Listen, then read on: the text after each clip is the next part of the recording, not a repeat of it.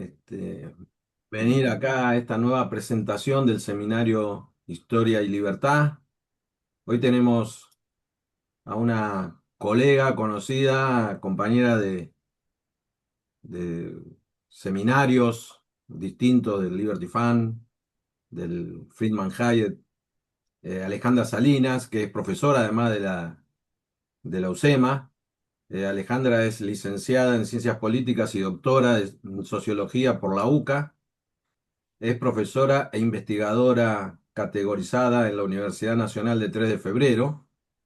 Y como dije, también da algunas clases, algunos cursos en la UCA, en la UCEMA y en la Universidad Austral.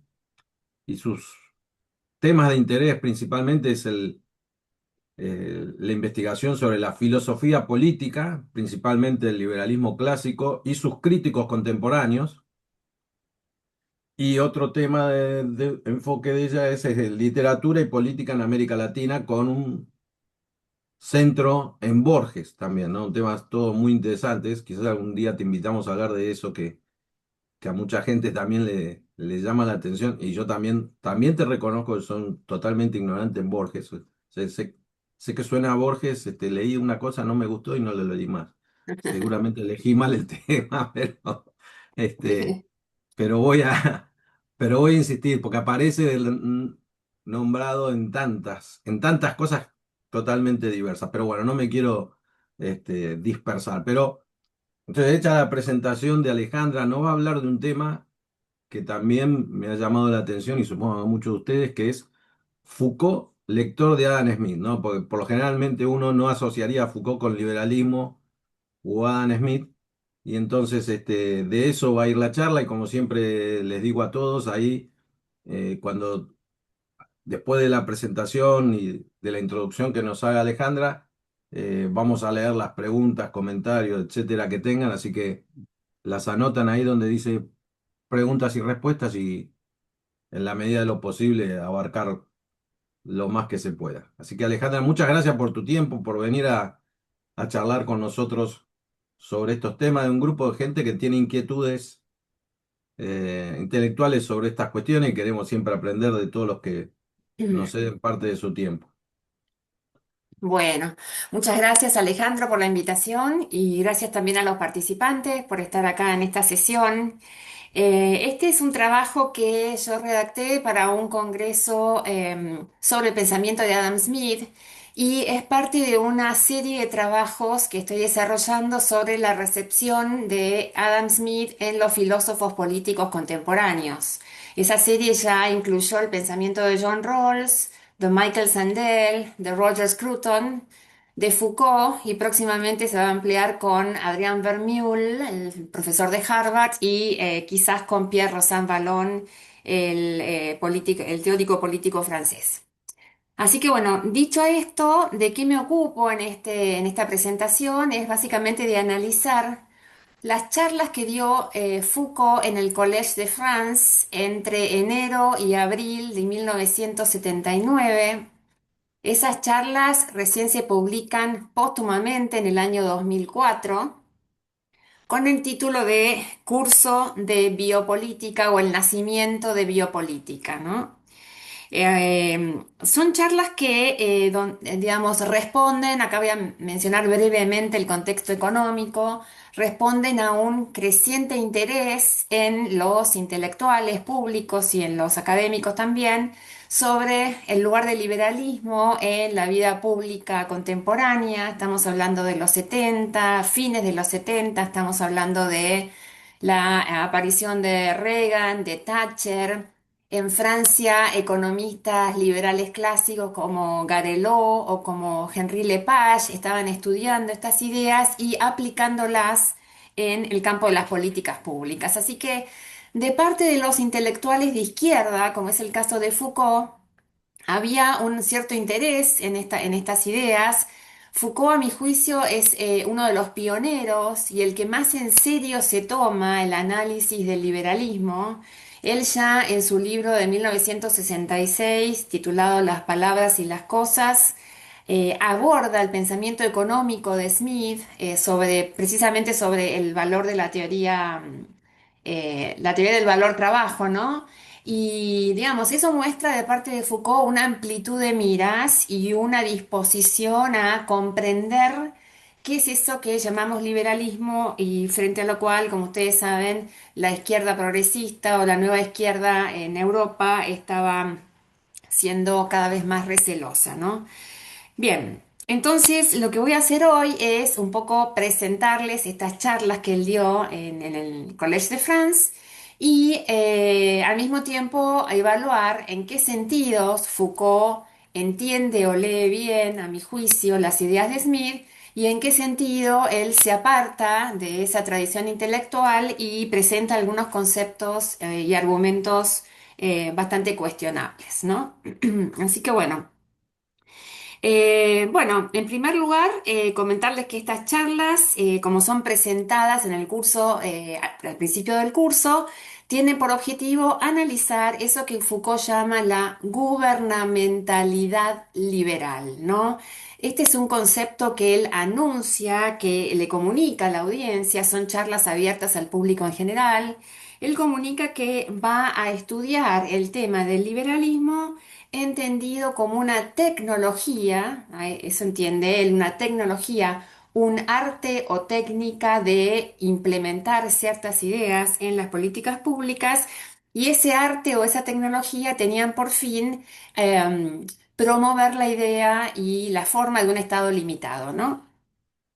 Bien, sin embargo, digamos, después Foucault a lo largo de las clases, son 12 clases en total, él un poco abandona, ¿no? El concepto de gubernamentalidad liberal y se empieza a enfocar más en la historia del pensamiento, si vamos a llamarlo así, donde empieza con Adam Smith y después continúa con el análisis de los economistas ordoliberales en Alemania y los neoliberales, como él los llama, como Gary Becker en los Estados Unidos, ¿no?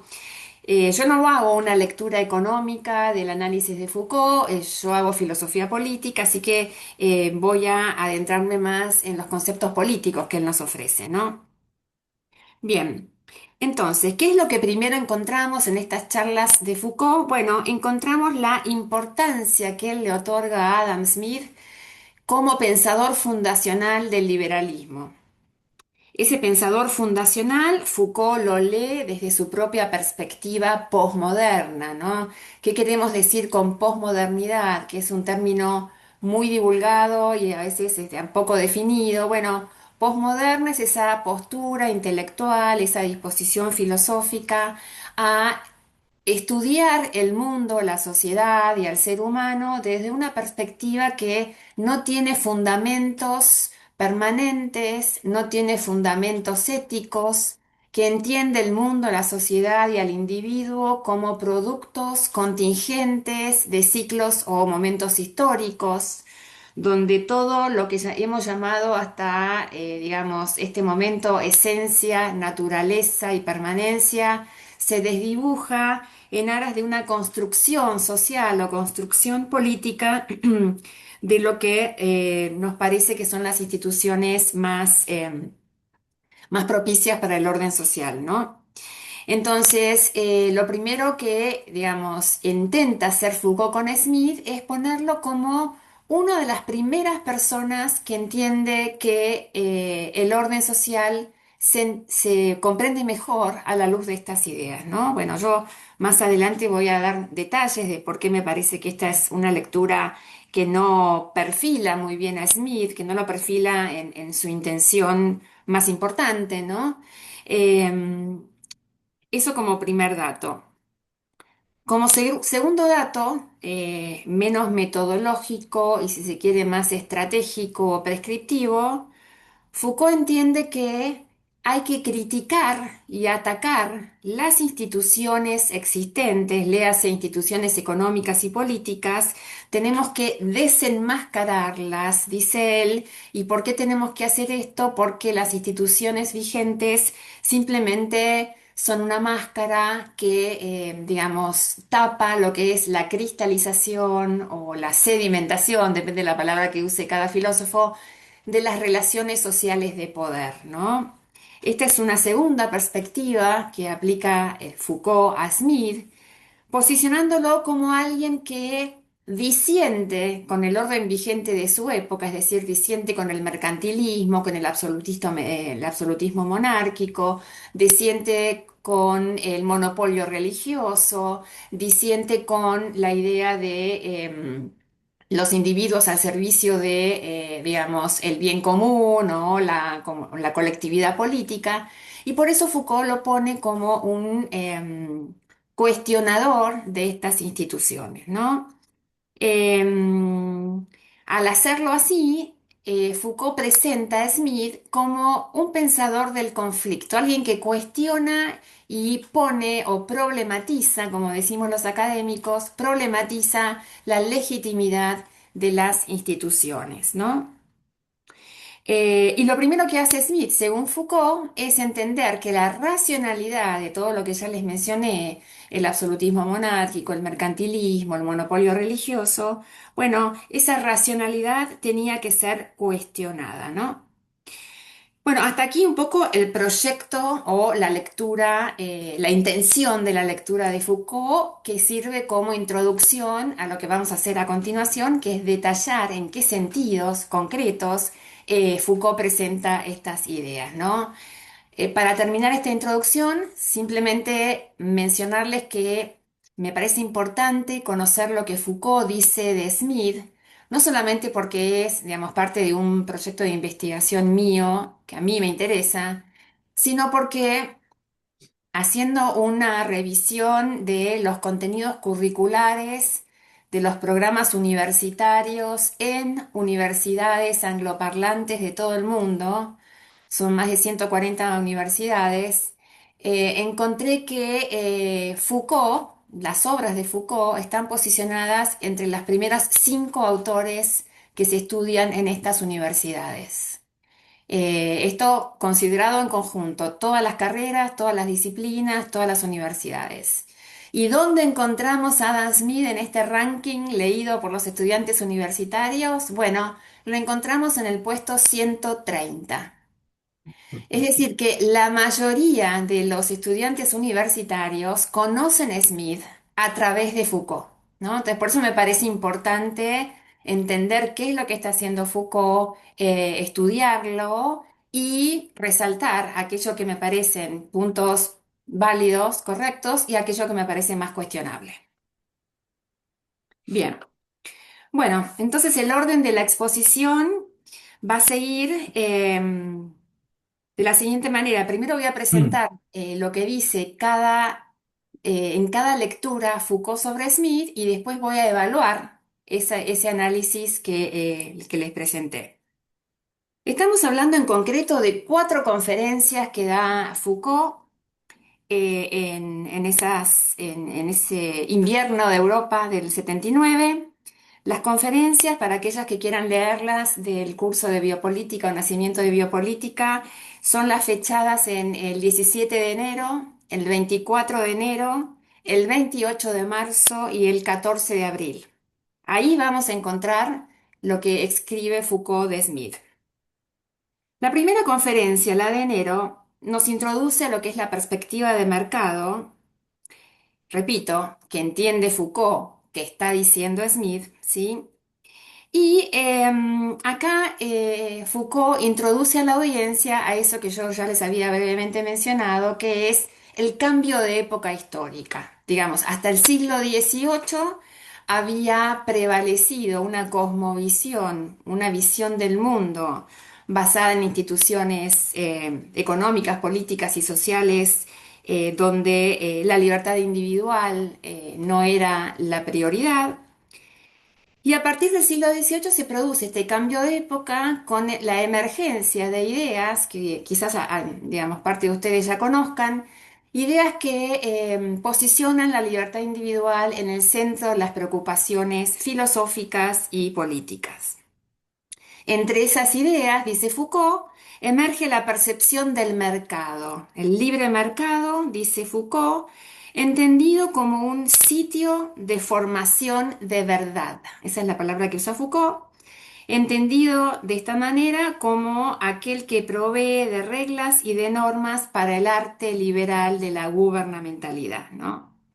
Entonces, en otras palabras, Foucault me parece que, digamos, lo que está haciendo acá es decir, bueno, ¿por qué cobra importancia el liberalismo en el siglo XVIII? Bueno, cobra importancia porque justamente se habían detectado problemas sociales recurrentes, económicos y políticos, que el liberalismo quería tratar de menguar a través de la limitación del poder estatal. Una de las formas de limitar ese poder estatal, dice Foucault, en línea con Smith, es, bueno, dejar que el mercado libre funcione sin interferencias políticas, ¿no? Entonces, a continuación, lo que dice Foucault en esa charla es que Smith, de esta manera, es uno de los que empieza a legitimar una nueva visión del poder político, que es una visión del poder político limitado, ¿no? Hay una nueva racionalidad, dice Foucault, y acá agrega que esa racionalidad es fundamentalmente empirista y utilitaria, ¿eh? Es decir, se preocupa básicamente por el bienestar de las personas y intenta que la política y la economía sirvan de la mejor manera posible a ese bienestar. Acá Foucault no dice explícitamente que Smith es un utilitarista, un filósofo preocupado solamente por el bienestar material, pero sin embargo, al posicionarlo como fundador de esta corriente, indirectamente lo está leyendo como un pensador utilitarista, ¿no? Voy a volver después sobre si este rótulo es correcto o no a mi juicio, ¿no? Obviamente. Bien.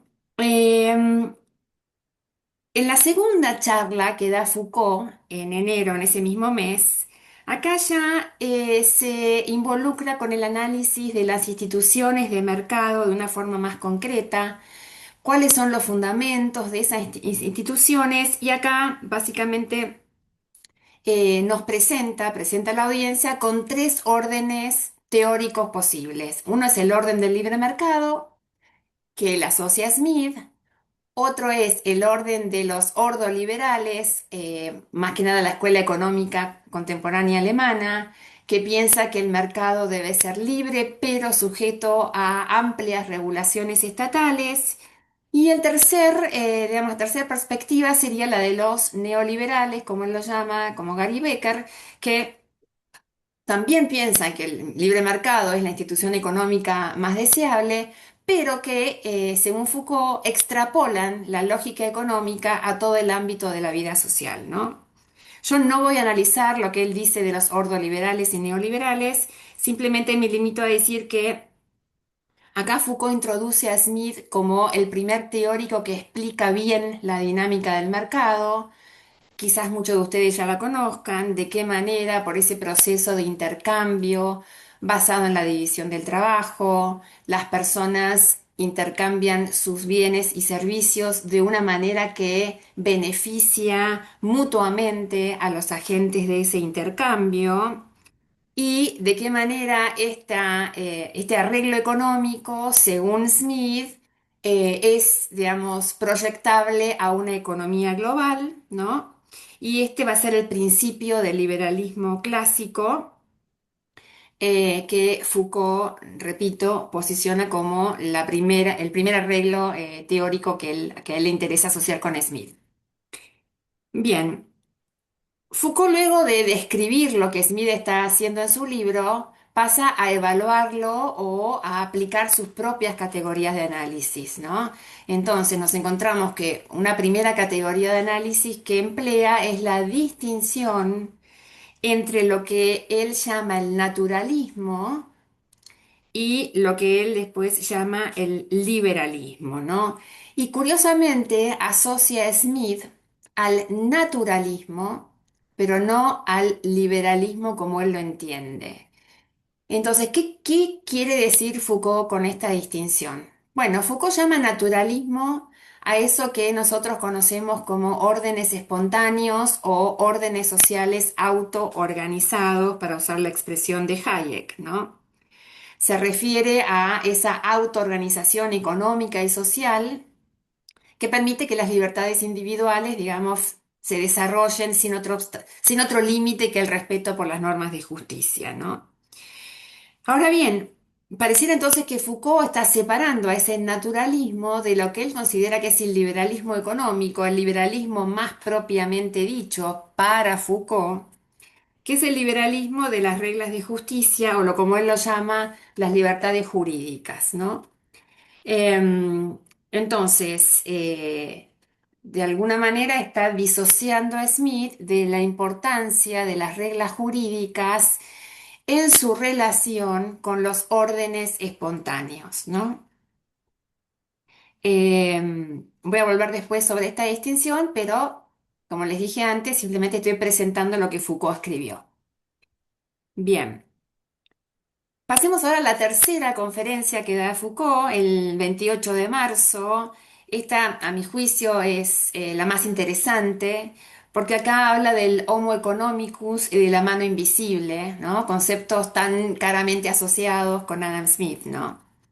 Eh, bueno, Justamente volvemos al siglo XVIII, vuelve Foucault a explicar qué estaba sucediendo de nuevo en la teoría económica de ese momento, y acá emerge, dice, el modelo del Homo economicus como un elemento central a la nueva gubernamentalidad.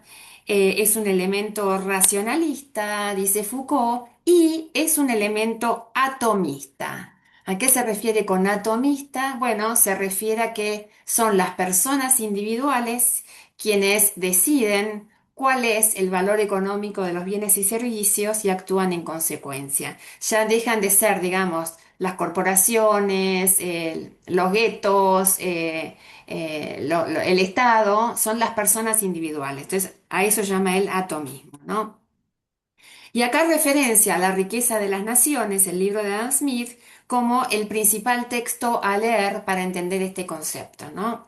Entre paréntesis, recordemos que este año se cumplen 250 años de La riqueza de las naciones, así que es un momento propicio para leerlo o releerlo. Cierro paréntesis. Bien, bueno. Entonces, el Homo economicus que en Foucault encuentra en Smith está retratado o entendido en tres aspectos principales. En primer lugar, las capacidades cognitivas, o llamémoslas mentales, de ese Homo economicus. En segundo lugar, el rol que tiene el Estado frente a esa agencia económica individual. Y por último, ciertas implicancias que saca Foucault de lo que viene diciendo, ¿no? Entonces, en primer lugar, ¿a qué nos referimos como las capacidades cognitivas de los agentes económicos, ¿no? Bueno, acá me parece que Foucault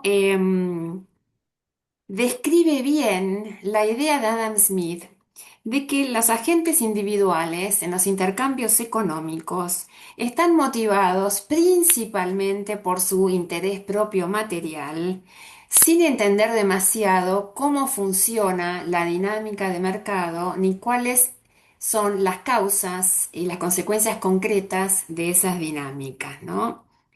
Em, de alguna manera, esos agentes económicos, escribe Foucault, sin saber por qué o cómo, persiguen su propio interés y esto termina por beneficiar a todos. Cierro cita. Así que me parece que acá está bastante alineado con lo que describe Adam Smith. Él luego se detiene en analizar la palabra invisibilidad asociada con la mano invisible, ¿no? Y dice que claramente solo los agentes económicos son los que actúan movidos como si fueran movidos por una mano invisible. Em, bien. Em, no sé si, bueno, tengo tiempo de explicar el concepto de mano Sí, invisible. sí, Ah, bueno, sí. mano invisible sería esa metáfora que usa Smith dos veces, una vez en la teoría de los sentimientos morales y otra vez en Riqueza de las Naciones, para referirse exclusivamente, y subrayo la palabra exclusivamente, a los intercambios económicos que son generados por la ambición, el afán de lucro, el lujo, los caprichos, el afán de consumo de las personas ricas y poderosas, esto lo dicen Sentimientos Morales, y de los empresarios, que es el caso de Riqueza de las Naciones, y cuyas motivaciones los llevan a consumir y a producir, dando empleo y, digamos, beneficiando al resto de la economía sin que se lo propongan. Entonces, aquí viene la metáfora, es como si una mano invisible los estuviera conduciendo a generar beneficios generales cuando en realidad estaban solamente pensando en su provecho particular, ¿no? La mano invisible es una metáfora. ¿Por qué decimos que es una metáfora? Bueno, porque usa una expresión de un campo semántico, ¿no? Que es el campo, bueno, de la anatomía humana, la mano, ¿no? Y de lo que vemos de esa anatomía, que es la invisibilidad. La usa para explicar una idea o un concepto de otro campo semántico, que es la economía, ¿no? Por eso toda metáfora realiza esta operación, ¿no? Usa expresiones de un campo semántico para explicar otro. Bien, esto Foucault lo entiende bien, creo que lo explica bien, ¿sí? Em, También entiende, y ahora pasamos al rol del gobierno en toda esta función de la mano invisible, también entienda que el gobierno no tiene, de acuerdo con Smith, ningún rol que cumplir en direccionar esa mano hacia fines productivos u otros que el gobierno considere oportunos o necesarios. El gobierno no puede hacerlo porque no conoce, ni podría nunca hacerlo porque no conoce cuáles son las mejores formas de hacerlo, ¿no? Y entonces, acá me parece que Foucault también lee bien a Smith respecto de la prescripción de que el gobierno, el Estado, no tiene ningún rol en términos de producción y de consumo en el orden económico. Eh, Nota al pie de página, Smith tiene en una metáfora, otra metáfora muy linda para explicar por qué no se justifica, no es legítimo que el gobierno intervenga en estas cuestiones, y es la metáfora del ajedrez, ¿no? Dice Smith que las personas de espíritu público, es decir, los funcionarios de gobierno que comprenden cómo funciona bien la sociedad, entonces deben abstenerse de manejar a las personas como si fueran piezas en un tablero de ajedrez. ¿Por qué? Porque las personas tienen movilidad propia y al intentar moverlas de acuerdo a criterios ex ante de los funcionarios, lo único que se genera es el más alto grado de desorden. Eso es lo que dice Smith, ¿no? Entonces, Esa metáfora, ¿dónde está? en No, Sentimientos Morales. sentimientos humanos. Sí, no sé exacto el capítulo, pero es Sí, cuando él sí, sí, habla bueno, pero por del si hombre alguien quiere buscarla, claro, claro, él habla del hombre de espíritu público y el hombre de sistema. Él los va comparando, ¿no? Aprovecho para adelantar una idea de cuán importante eran para Smith las disquisiciones políticas, al revés de lo que dice Foucault, que él es solo una utilitarismo económico, ¿no? Digamos, porque Smith básicamente le está hablando al gobierno, esa es mi interpretación, de, bueno, ¿cómo se puede ser un buen funcionario público, ¿no? Hay que ser un hombre de espíritu público, aquel que entiende cómo funciona la sociedad y, bueno, respeta esas consignas. Al revés del hombre del sistema, que sería el hombre o la persona más inclinada a interferir, intervenir, obstaculizar las dinámicas libres de las personas, ¿no? Bueno, entonces, lo que hace Foucault en esta tercera charla, donde presenta el Homo economicus y la mano invisible, es concluir por resaltar cuán importante es este concepto para el liberalismo a partir de Smith y por qué, a partir del auge de la mano invisible, se estaría produciendo, según Foucault, una descalificación, es la palabra que él usa, de la razón política asociada al Estado y a su soberanía, ¿no? Esta descalificación de la razón política, acá hago una nota al pie de página, también es una idea que anda dando vueltas por esa época. Em, yo la encontré en Pierre Rosanvallon, que tiene un libro del año 79, El capitalismo utópico. No estoy muy segura de quién la acuñó primero, si Rosanvallon o Foucault, porque el libro de Rosan Ballón aparece después de las charlas de Foucault, pero bueno, quizás estuviera escrito antes y lo hayan circulado entre ellos, porque bueno, había seminarios y charlas conjuntas.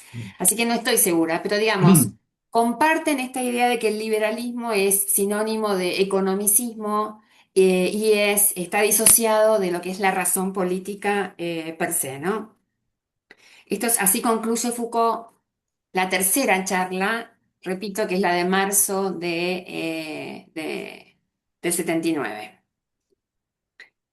Bien, y bueno, con esto vamos a la última charla, que es la del 4 de abril. Acá Foucault básicamente hace apreciaciones de corte más general sobre la relación entre la sociedad, la economía y el Estado, la sociedad vista como al sentido más, si se quiere, un poquito más conservador. Él acá está leyendo a Ferguson, ¿no? La sociedad vista como esa tradición de instituciones que emergen de forma evolutiva, que crean una identidad, cierta identidad en una nación, que es la palabra que usan en ese momento. Hoy se usa comunidad política o sociedad. La importancia de la historia en la génesis de estos órdenes más libres, digamos. Em, la idea de que la economía, según Foucault, es un arreglo institucional que de alguna manera estaría, si se quiere, amenazando lo que es esa identidad comunitaria o esas tradiciones o esa pertenencia a ciertos ámbitos comunitarios, y lo estaría amenazando porque introduce una racionalidad ajena, digamos, a los, si se quiere, a los valores morales. Esta es la opinión de Foucault, y ajena a las razones de Estado que habían configurado esas identidades nacionales, ¿no? La economía global, ¿no? Vista como una amenaza, sería un poco la idea síntesis de esto, ¿no? Y después, por último, el Estado, ¿no? El Estado, entonces, que desde Adam Smith y el liberalismo tiene que limitarse a proteger lo que es la economía libre y la sociedad libre. El Estado, digamos, cuya racionalidad pasa a ser una racionalidad sujeta a las necesidades de mercado, ¿no? El Estado como una institución de segundo orden, diríamos, ¿no? Em, y bueno, hasta acá, digamos, un poco la idea de Foucault de que la economía global es una amenaza, ¿no? Ahora, yo intenté buscar en todas estas charlas por qué dice exactamente, cuáles son la data exacta que provee de amenazas, y no logré encontrarla. Así que no sé si fuera una experta en Foucault, que no lo soy, solo he leído este libro y algunos otros pocos textos. No sé bien a qué se refiere. Si pudiéramos asociar a Foucault con el pensamiento comunitario y conservador, que definitivamente Foucault no era, podríamos imaginar que se refiere a ciertas identidades comunitarias, tradiciones morales y consideración por el bien común que tienen los comunitarios, por ejemplo, Michael Sandel. ¿No? Pero no sé muy bien qué está tratando de defender de la amenaza de la economía global Foucault, porque recordemos que al principio de esta charla dije que él es un posmoderno, con lo cual no hay nada de instituciones vigentes, ni en el campo moral, ni el lingüístico, ni el político, ni el económico, que haya que proteger, ¿no? Hay que, por el contrario, No sé si estoy muy errado, pero no sé, cuando vos ibas diciendo eso me hace acordar a las críticas nacionalistas y también de la izquierda a comienzos de 1900, que lleva a la guerra, es decir, este liberalismo y esta economía globalizada que nos hace perder las costumbres y que degenera la tradición y la costumbre. No sé si tiene ese sentido. bueno, Pero yo creo en que 1980. quizás cuesta más verlo así, ¿no? Sí, sí, sí. Yo creo que no, porque, digamos, Foucault es un posmoderno, ¿no? Deconstruye, como diría Derrida, desconstruye las instituciones vigentes. Según ellos, lo que ha hecho Occidente a través de esta sedimentación de prácticas institucionales es ocultar relaciones de poder, que ellos quieren desenmascarar, deconstruir, en aras de, digamos, en aras de una, llamémosle, creatividad individual, porque no podemos llamarla ni naturaleza humana ni valores esenciales, ¿no? O sea, em, así que bueno, de alguna manera entonces Foucault está asociando el modelo de Smith, digamos, que él posiciona en los fundamentos del liberalismo clásico, como un modelo racionalista en lo económico, utilitarista en lo económico, y desinteresado de la razón política o las disquisiciones políticas, ¿no? Bueno, este ha sido como, digamos, un pantallazo de lo que Foucault presenta de Smith. Ahora me parece que, digamos, lo que tenemos que hacer es evaluar si esa presentación es correcta, o en qué sentido lo es, en qué aspecto lo es y en qué aspectos no lo es, ¿no? Bueno, en primer lugar, em, justamente a mí me parece que hay que cuestionar esta división que hace Foucault entre naturalismo y liberalismo. Es es una distinción que no encontramos en Adam Smith, como Foucault nos quiere hacer creer, ¿no? Adam Smith, digamos, desde el vamos, habla para describir, prescribir y evaluar las ventajas del sistema de libertad natural. Ya en esa expresión acuñada por Smith tenemos las dos palabras juntas, liberalismo y naturalismo, ¿no? O sea, la libertad natural, entendida en el sentido más amplio de la palabra, que es aquella libertad que tienen las personas para interactuar en el campo moral, económico, político, lingüístico, etcétera, religioso. Es una disposición natural porque hay una inclinación de todos los seres humanos. Esto no es una limitación al siglo XVIII, no es una limitación a Gran Bretaña del siglo XVIII. Todos los seres humanos tienen estas inclinaciones. Estamos dispuestos a aceptar reglas morales porque pensamos que es la mejor manera de llevarnos unos a otros sin lesionar o violar nuestros sentimientos de dignidad, de respeto, etcétera. Estamos dispuestos a intercambiar bienes económicos porque pensamos que es la mejor manera para asegurar el progreso material, ¿no? Y esto Smith lo llama el curso natural de las cosas.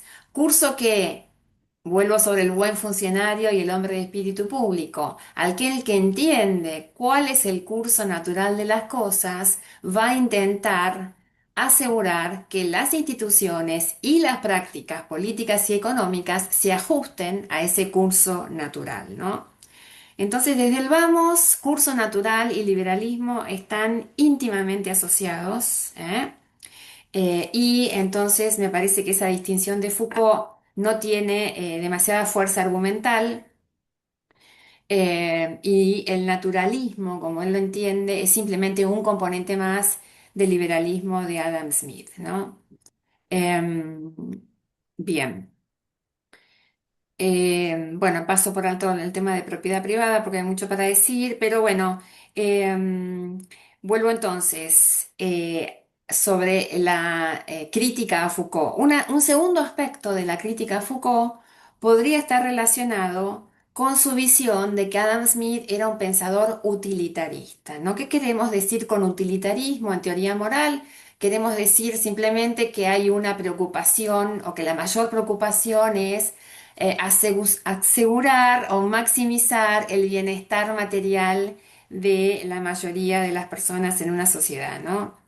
Y que las personas actúan básicamente por esa predisposición, ¿no? Utilitarista, maximizadora, basada en el costo, en el cálculo costo-beneficio.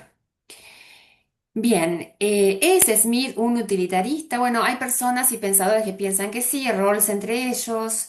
Hay otros que piensan que no, Didi Raphael entre ellos, que fue uno de los primeros editores de la edición de Glasgow en el 76. Eh, a mí me resulta más convincente o persuasiva la idea de que Smith no es un utilitarista en primer lugar, ¿sí? ¿Por qué? Porque para él las personas se mueven por otras razones, además de la utilidad, ¿sí? Por sentimientos morales, por empatía, etcétera, etcétera, y también por el bienestar material, el autointerés. Eh, pero Smith es muy claro y muy explícito cuando él dice que actuar por las razones correctas, ¿sí? Es actuar no por la utilidad, no por la ventaja que podemos sacar, sino por lo que es correcto y apropiado hacer, ¿no? Y esto lo dice en Teoría de los Sentimientos Morales, y me parece súper importante resaltarlo, ¿no? Entonces, Smith no puede ser visto como un utilitarista porque en teorías morales, básicamente él dice que eso no es así. Ahora, dicho esto, Smith puede ser visto como un utilitarista de segundo orden al momento de evaluar cuáles son las instituciones que funcionan mejor desde el punto de vista material, o sea, que funcionan mejor desde el punto de vista utilitario, ¿no? Y en ese sentido, él también escribe en Sentimientos Morales que la tarea de las constituciones políticas y de los gobernantes debe ser promover la felicidad de los que viven bajo su mandato, ¿no? Entonces, esa maximización de felicidad puede ser vista como un elemento microutilitarista, pero siempre está dirigido a los gobernantes y no a explicar cómo actúan las personas. Bien, esto entonces como primer comentario a Foucault. Ale, decime si cuánto tiempo Sí, tengo. bueno, tenemos unos 20 minutos más y Perfecto. hay algunas preguntas o comentarios, pero Buenísimo, 20 minutos más. sí, Bueno, vamos entonces con la mano invisible. Ya mencioné que Foucault entiende cómo funciona el mercado, que entiende que las personas están movidas por su interés propio, em, entiende que la mano invisible está contrapuesta a la mano invisible del gobierno, ¿sí? Que debe ser limitado, la mano visible. Em, Y entiende, en definitiva, que lo que pide a Smith de los agentes económicos, ¿sí? Es que interactúen guiados por su interés propio con la única condición de que no violen las leyes de la justicia. Esto lo dice Enriqueza de las Naciones. Y me interesa subrayar esta idea porque hace 2 días estuvimos hablando de las lecturas conservadoras de Smith, Scruton, ¿no? En el seminario con Gabriel Zanotti, y los conservadores en particular tienden a exigir de los agentes económicos conductas morales, ¿sí? Entendidas en el sentido más amplio de la palabra, ¿no? Conductas que demuestren virtud, que demuestren preocupación por el otro, que apunten o estén guiadas para generar confianza, ¿no? Pero nada de esto es lo que pide Smith, que es el teórico de los libres mercados fundacional, como dice Foucault, ¿no? Es decir, en otras palabras, tal como lo ilustran sus ejemplos de la mano invisible, los que mueven el mercado en el caso de los nobles ricos y poderosos, están guiados por lo que podemos catalogar como vicios morales, ¿no?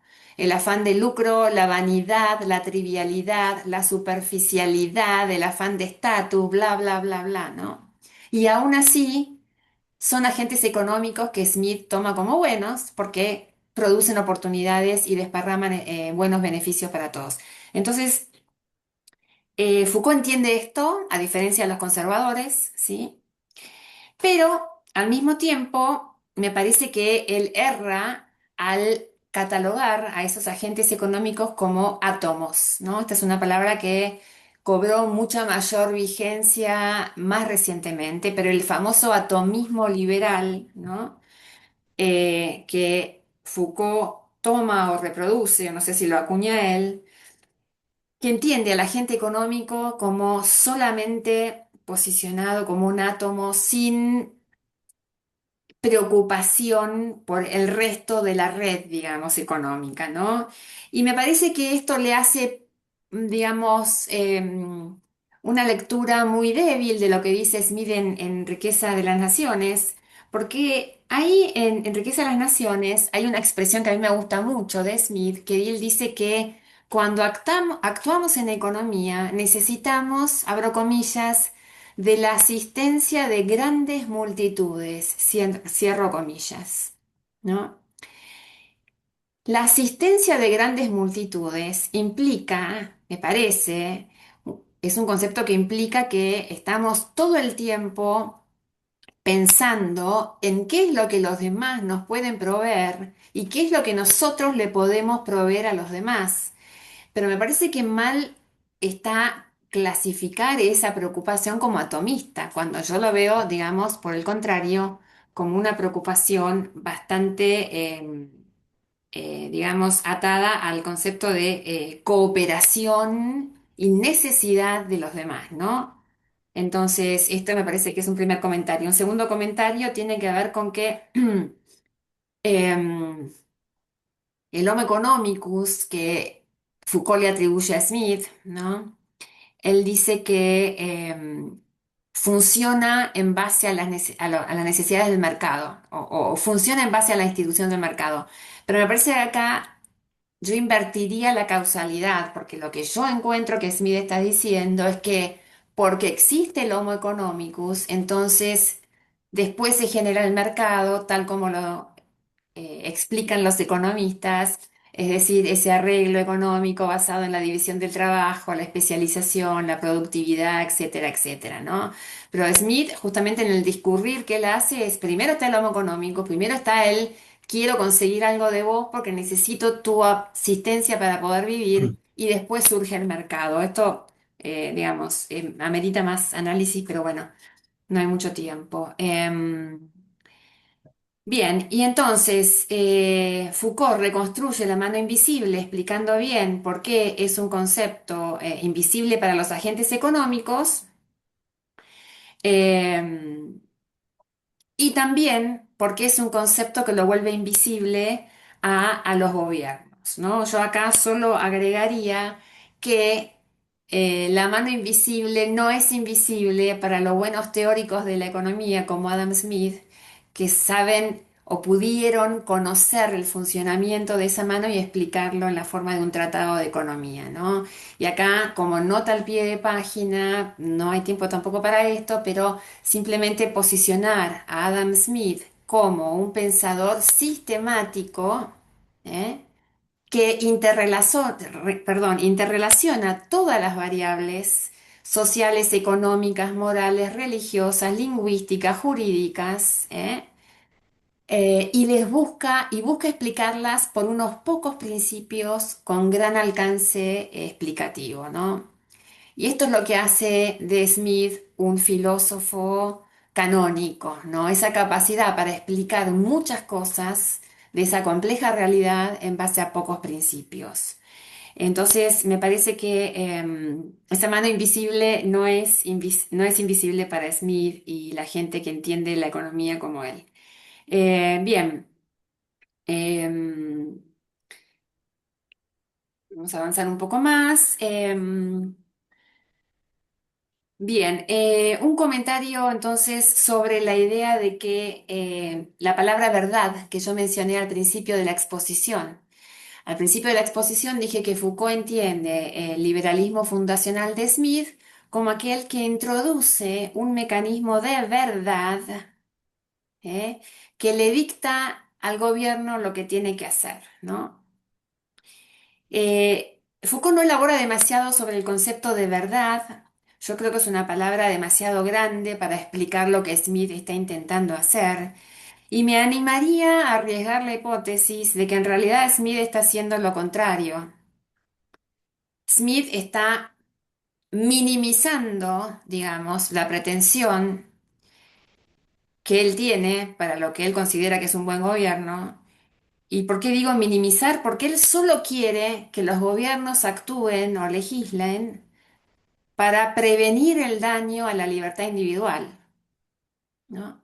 Entonces, esa visión minimalista de escúchenme gobiernos, no hagan daño, no interfieran, no restrinjan, no obstaculicen, me parece, yo me animo a llamarla una visión bastante minimalista en este sentido, ¿no? O sea, cuando la comparamos con la noción de sabemos la verdad y vamos a decirle al gobierno todo lo que tiene que hacer.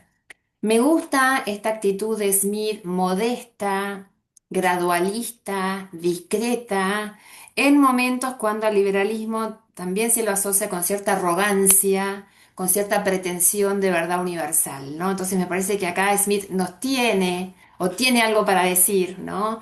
Que es una pretensión minimalista, ¿no? Ustedes, gobiernos, absténganse de hacer daño, ¿no? Así que ahí también me gustaría un poco discutir con Foucault acerca de qué entiende él por verdad, ¿no?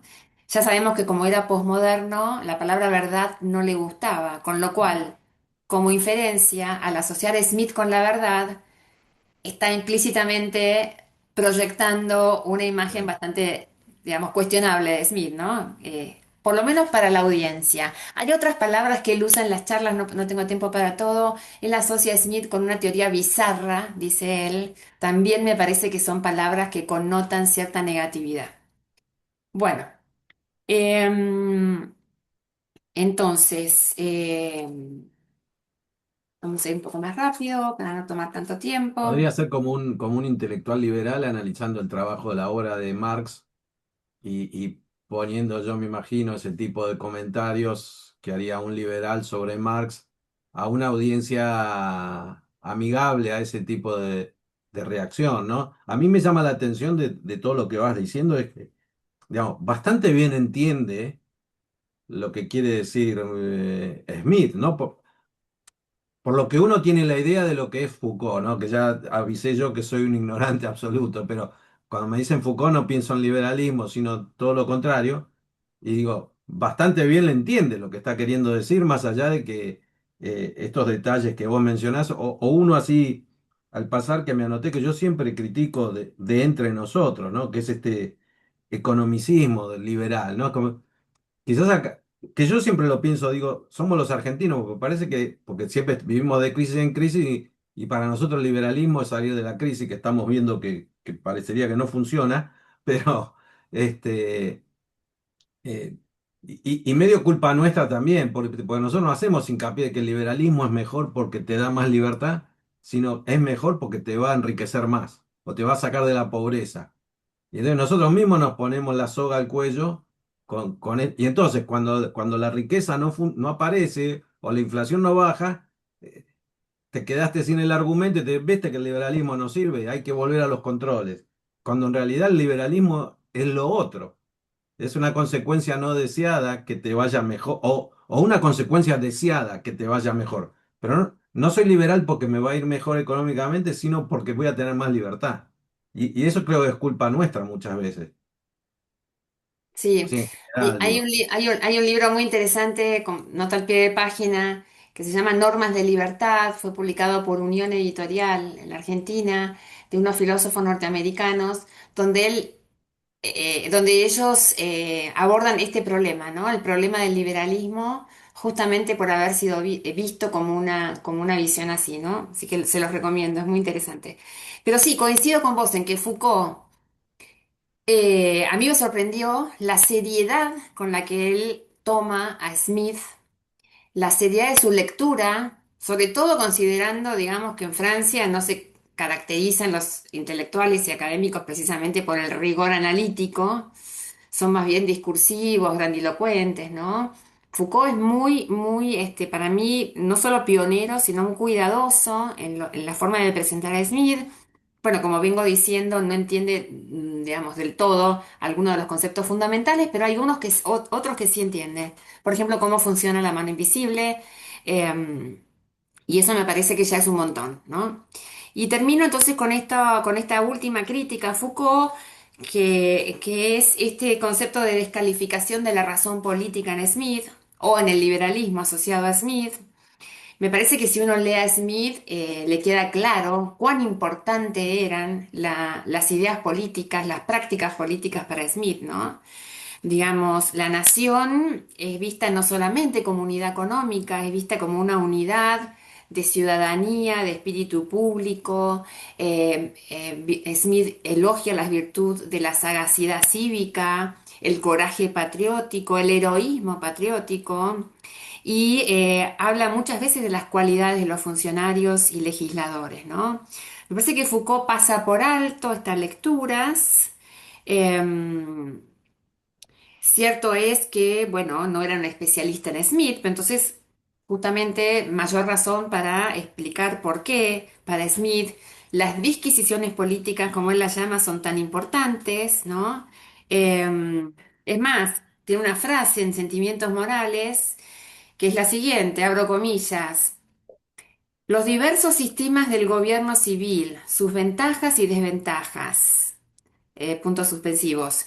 Si son justos, razonables y practicables, son de todas las obras de la especulación teórica las más útiles, ¿no? Entonces, la utilidad, vuelvo sobre el concepto de utilidad atada a la política, ¿no? La utilidad de un buen gobierno, ¿no? ¿Útiles para qué? Para la felicidad de la sociedad. La felicidad es solamente económica, no. La felicidad también es moral, religiosa, lingüística, etcétera, etcétera, ¿no? Eh, entonces, encontramos que en Smith, para quienes lean su obra, hay muchos pasajes donde hablan de la importancia de la política, por ejemplo, Enriqueza a las Naciones, cuando habla de la educación del trabajador, no habla de de una educación para aumentar la productividad. Habla de una educación cívica. Las personas tienen que saber leer y escribir para poder entender cuando vienen los políticos qué les están diciendo y para evitar ser manipuladas. Eso dice Smith, enriquece a las naciones, ¿eh? Nota al pie de página, escribo sobre Smith y la educación en un libro que va a publicar UCEMA, entiendo que próximamente. Bueno, entonces,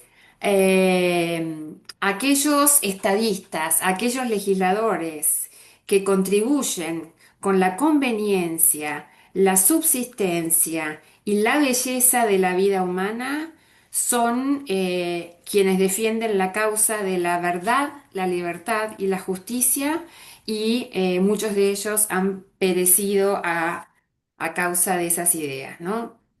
Entonces, acá vemos una gran preocupación política de Smith. Esto, digamos, también se ha escrito muchísimo. Quienes quieran profundizar en estos temas, eh, que me escriban y les mando los textos al respecto. Bueno, concluyendo. Foucault introduce a Smith como un pensador en el siglo XVIII que comienza a erosionar la mirada universalista y fundacional del orden social. Me parece que esta es una lectura que le hace cierta injusticia a Smith, porque él, como ya mencionamos, tiene una pretensión universalista para su teoría y tiene una pretensión normativa y fundacional que es la defensa del sistema de libertad natural, ¿no? Entonces, contra lo que dice Foucault, las teorías de Smith no piensan que la economía sea el centro de la vida humana, no piensan que, digamos, el gobierno liberal esté defendiendo la verdad en todos los ámbitos y no piensa que, digamos, la sociedad no tenga fundamentos últimos, ¿no? En todos estos sentidos, me parece que Foucault pasa por alto el carácter normativo, permanente, universalista y fundacional que nos deja Smith y que, bueno, estamos de alguna manera celebrando este año. Muchas gracias. Bueno, muchas gracias, Alejandra. Ahí hay un par de preguntas, no sé si tenés tiempo hay un par de Sí. preguntas sin poder leer. Eh, eh, te- Mientras te agradecemos toda la exposición, la introducción de un tema que para muchos de nosotros es totalmente nuevo y podemos verlo de otra manera y sobre todo esta cuestión, ¿no? De gente que uno asocia con otras ideas, ver que también se preocuparon y que también es algo que siempre insisto yo, que deberíamos hacer mucho más nosotros, es leer lo que está diciendo otro que piensa absolutamente distinto. Pues si no solamente criticamos porque podemos hablar y tal, pero no leemos o no hacemos el esfuerzo, ese es el trabajo, no hacer el esfuerzo de que habrá hecho este hombre para leer La riqueza de las naciones y tratar de entender, ¿no? Bueno, así que te agradecemos que nos hayas introducido a esto. Y bueno, ahí tenés para que elijas alguno de los comentarios o preguntas que... Sí, gracias a ustedes por participar, por intervenir. Sí, acá alguien comenta que Homo economicus no es la expresión de Smith, es correcto, es la expresión que usa Foucault para categorizar lo que Smith está tratando de explicar con el agente económico individual atomista, a su juicio, ¿no? Así que sí, eso es correcto. Foucault cita a Borges, exactamente. También Foucault posiciona a Borges entre esos posmodernos que deconstruyen, ¿no? Yo abordo este tema también en mi libro de Borges y la filosofía política, que si todo sale bien va a ser publicado en castellano el año que viene. Em, la crítica de Foucault tiene que ver con la Ahí capacidad la de pregunta su... esta la rehace abajo, justo en el comentario más abajo dice, Ah. reformulo, porque creo que Bueno, había entonces quedado medio... sigo con Marcelo. Hay literatura que dice que para Foucault la mano invisible es descalificación del Estado, pasando de un estado de mando a gestión. Bueno, claro, es la descalificación de la razón política, pero no del Estado en general y a secas, porque él reconoce que para Smith el Estado es necesario. Smith no es un anarquista, ¿no? Es un Estado fuerte y mínimo, ¿no? Lo que él dice es que descalifica la razón política entendida como la capacidad del Estado para ordenar toda la vida social, ¿no? Y la famosa razón de Estado, que es otro concepto que él analiza, ¿no? Eh, el Homo economicus somos todos, no solamente el empresariado, correcto. Reformulo, ¿cómo Foucault interpreta la capacidad de los grupos de poder en la configuración del libre albedrío? Bueno, esto que excede el tema de hoy, pero básicamente Foucault piensa que todas las relaciones sociales son relaciones de poder que condicionan y en el peor de los casos determinan las identidades personales, ¿no? Por eso lo que él dice es hay que desenmascarar lo que él llama la microfísica del poder. Es decir, el poder no solo viene de los grupos económicos y del Estado, vienen de todas las instituciones sociales, léase iglesia, escuela, etcétera, ¿no? Eso es lo que dice Foucault. Em, Sebastián, ¿qué tal? ¿Por qué asociar el Homo economicus a Smith y no pensar en el Homo social como más cercano a la escocés? Quizá por ello de su mirada. Claro, bueno, porque en el fondo Foucault escribe en el contexto de su época, es un contexto que, como dije antes, en los 70 estaba, digamos, el cambio del modelo económico, transicionando de 40 años de estado de bienestar hacia una mayor liberalización de las economías en Europa y Estados Unidos al menos. Por otro lado, en los 70 se reeditaba La riqueza de las naciones, pero no Sentimientos morales, ¿no? Entonces eran los economistas los que estaban más a tono con las ideas de Smith. Toda la ampliación de la academia, del análisis de Smith sobre sentimientos morales, sobre sociedad, sobre lenguaje es posterior, ¿no? O sea que en ese sentido Foucault también responde a los planteos de su época, ¿no? ¿Y qué más? No sé si hay alguna otra. No, yo solo como para cerrar y eh, parece que también esta como revalorización, si se quiere, o redescubrimiento de la teoría de los sentimientos morales, también viene por el lado, creo yo, de los liberales, ¿no? Que siempre como que estuvimos todo el tiempo hablando de la riqueza de las naciones y nos estaba faltando esa otra pata que los que realmente saben dicen que es el libro más importante, ¿no? De Adam Smith. Dicen, no sé, algunos dicen, bueno, que sería el fundamento moral, si se quiere, de todo lo que viene después. Este, para sacar esto de solamente el homo económico, que se ve que es lo que llamó la atención, ¿no? También. A ver qué Bueno, parece. A ver. hay miles de textos sobre este tema de la relación entre los dos libros. A mí me gusta leerlos como complementos, ¿no? Son complementos. Uno explica la vida económica y política, el otro explica la vida moral, ¿no? Entonces, ¿en qué sentido se acompañan? Y bueno, en el mismo sentido que todos nosotros operamos cada día, ¿no? Parte de nuestras decisiones son decisiones económicas, parte de nuestras acciones y decisiones son morales, ¿no?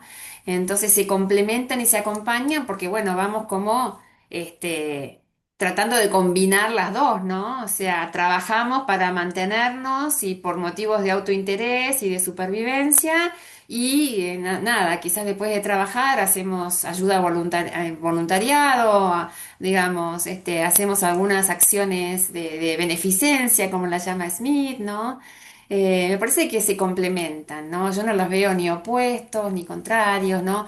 Smith, vuelvo sobre la idea de pensador sistemático, ¿no? Él intenta hacer encajar todas las piezas del estudio de las personas y la sociedad humana para que esas piezas funcionen de una manera aceitada. Él usa también la metáfora de la máquina, ¿no? La máquina armoniosa que llevó a Isaiah Berlin a decir que, bueno, los optimistas del siglo XVIII que pensaban que la vida siempre es armonía, no, no, me parece que Berlin se equivoca, o sea, Smith no dice que la vida siempre es armonía, él dice pensar la sociedad como un lugar donde es posible que las piezas se encajen si hacemos las cosas bien. Ahora, en la realidad, como él viene de una tradición falibilista, en realidad todos hacemos las cosas bastante mal, ¿no?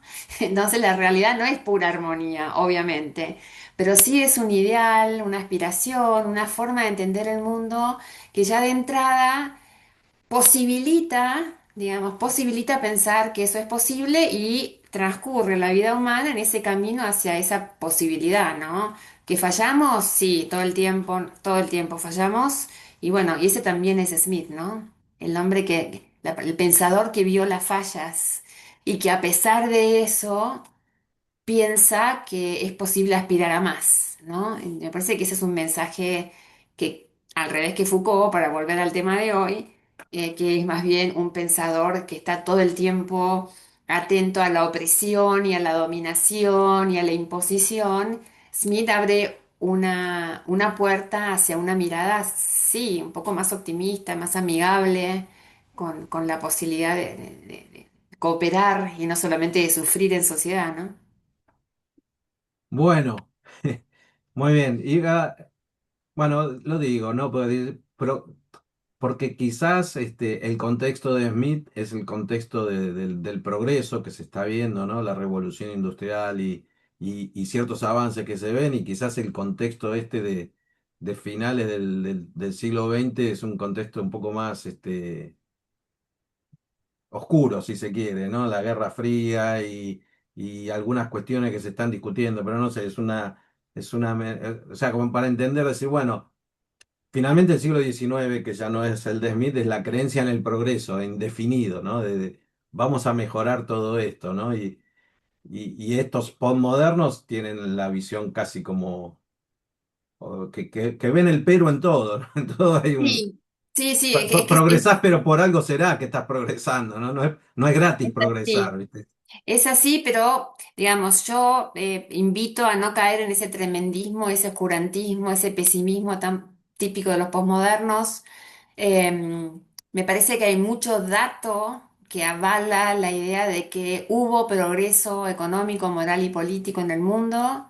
Hay una página que yo sigo que me gusta mucho, que es Sí, humanprogress.org. Y sí, ellos cuantifican el progreso. Acá no hay ideología, o sea, lo sí, sí, cuantifican, sí, ¿no? sí. Y es muy interesante esa visión justamente para refutar estas teorías tan decadentistas, ¿no? Ahora, dicho eso, sí, como dice Hayek, siempre estamos proclives a involucionar, ¿no? Entonces, ¿podemos involucionar? Sí, podemos. Y bueno, esperemos que no sea el caso, ¿no? En estos tiempos. Bueno, ahora sí, te dejamos, te agradecemos. Acá la gente está agradeciendo por la charla. Llegamos a ser casi 50, que Qué para estos bueno, muchas temas gracias. es un número importante. A ver ahí, no es una pregunta, pero Es una- está, dice, Muchas bueno, gracias. Muchas gracias. después vamos a... Esta charla se graba, así que después la página del SEMA se sube, el que la quiere volver a ver y tal. Así que, Buenísimo. Alejandra, muchas gracias por tu Bueno, tiempo, por compartir tu conocimiento con nosotros y gracias a hasta la ustedes. próxima y saludos a Gracias, todos los que Alejandro. han venido. Saludos, Gracias. bye, Chao, gracias. gracias a vos. Gracias a todos por estar. Gracias.